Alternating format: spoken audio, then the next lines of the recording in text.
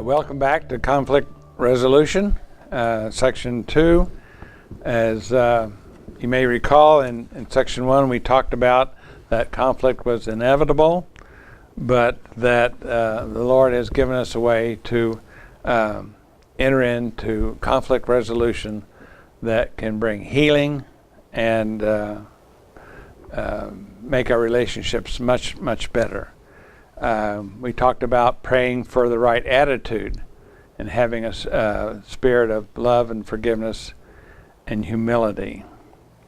And as Matthew 7 reminds us that we need to look at our part in the conflict and maybe remove the plank or the log that's in our own eye before we judge or look at the speck in the other person's eye. Always go before the Lord and ask for His wisdom, that we are to check out our motives, to make sure that we are have the right motives in entering into the discussion to resolve the conflict.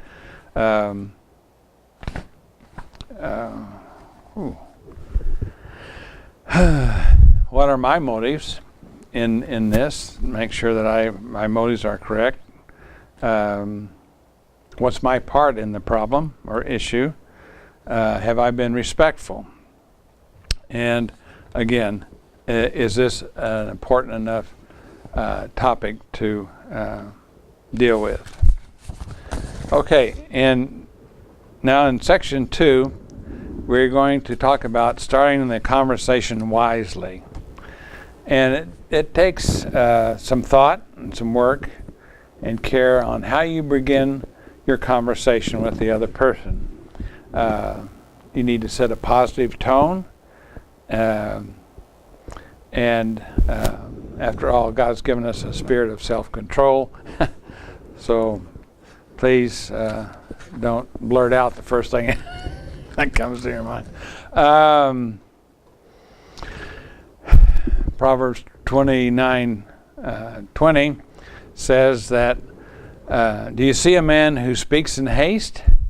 There's more hope for a fool than him. So you want to begin your, introduce your subject that makes it possible for the other person to respond in a positive manner. And we do not war against flesh and blood, but we war against the princes and principalities in the heavens. So most important is that we start with choosing a good time to speak. I remember that my wife Mary Ann would often begin a conversation after we go to bed and my head is on my pillow and my eyes are closing, and she says, by the way, I need to talk about this or that. And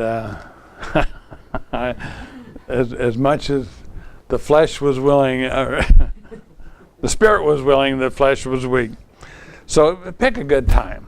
Don't pick a time that they're going out the door or going to a meeting, or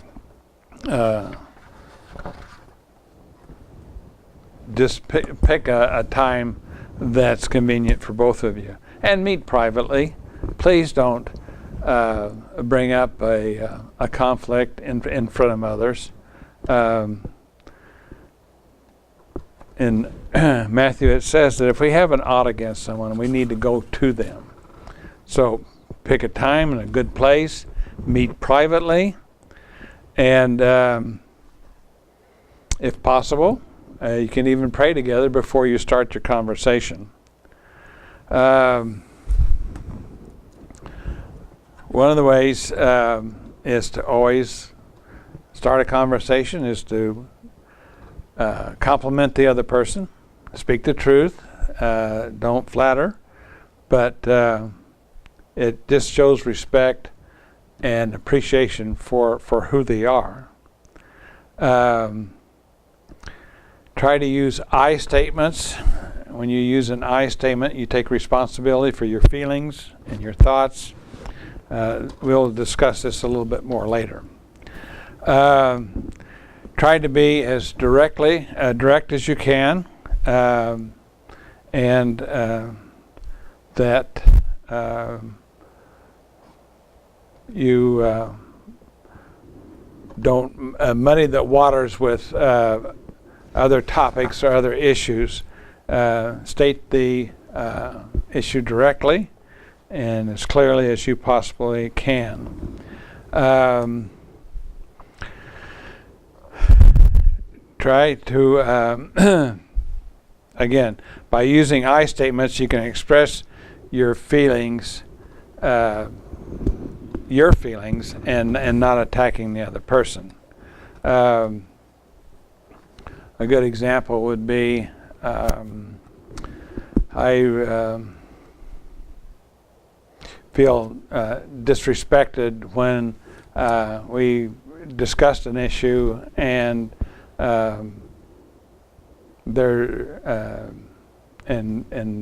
my thoughts or ideas were not appreciated.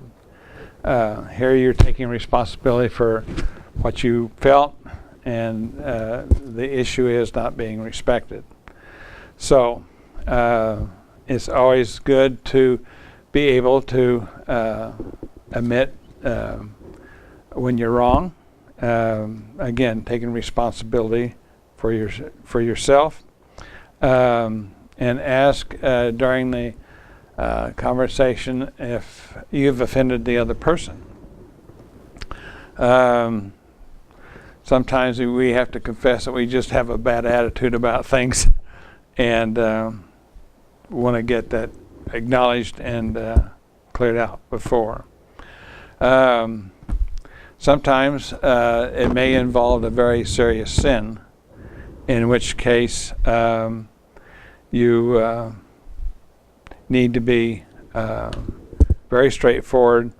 And again, the verse that comes to me is, if you find anyone in sin, to restore him gently. And again, brothers and sisters, we are all on that journey that the Lord has us on. That's in Galatians 6:1. Okay, part 4, we're going to learn to speak courteously and respectfully. Determine beforehand that you will speak in a godly manner, and without raising your voice or your tone, and regardless of what the other person says or how he or they act. You are to take the high road. You are the mature one. You are to conduct yourself in a way that's pleasing to the Lord. And one of the first things we do in good conflict resolution, or just in speaking to one another, is to be a good listener. In Asia, we always said, listen with 2 ears, or both ears. They are famous for being able to listen to 2 radio stations at the same time, and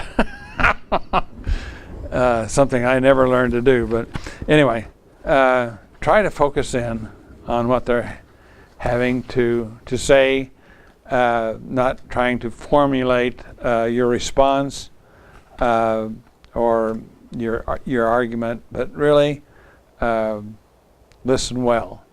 And sometimes by repeating back to that person what they've said is a good way to let them know that you've heard them, and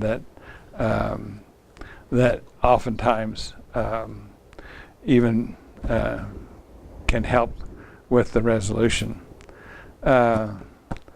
Again, share feelings and opinions without attacking the other person. Speak, again, courteously. There's no use to raise your language or use language that's inappropriate. And when you have defined the issue, and perhaps would be a good thing to talk with each other on how you've both contributed to the problem. Just, this is how I contributed to the problem, and let the other person say, well, this is how I contributed to the problem. You don't want to point out how the other person contributed to the problem. Just take responsibility for yourself. And when you have done that, it's a good time to do some brainstorming. If this has been an ongoing issue, you can certainly reflect over what's been tried before, and that hasn't worked. But if this is a new situation, then you can just what we call brainstorm ideas for solutions to the issue, to the problem. And when we brainstorm, we're just throwing out ideas, okay? We're just throwing out thoughts that come into our mind, or ways that the solution to the problem can be found. There's no judgment, there's no criticism during this time. You're just throwing out ideas and maybe some of the things that you would be willing to do. And then after you've done that and listed those things out, then discuss among yourselves what you both feel would be a reasonable solution to it. That way it's a win-win situation, because you both understand the problem, you both understand the resolution to the problem, and no one has to feel like they haven't been heard or respected or lost. Again, try to keep to only one subject, and make your message or issue as clear as possible. Please avoid words like always. You always say that, or you always act that way. You never, ever take out the garbage, or whatever the issue is. Or challenge the other person by saying, well, if you really love me, then yada, yada, yada. Here again, that is very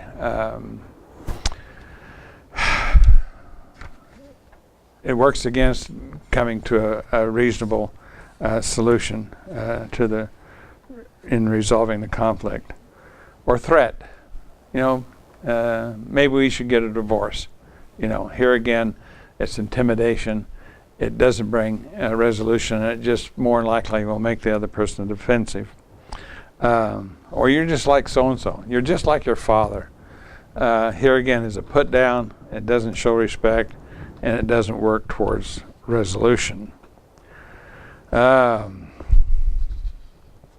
work to be a patient person. Proverbs 16:32 says, better a patient man than a warrior, a man who controls his temper than one who takes a city. And so again, be quick to honor the other person and respect the other person. And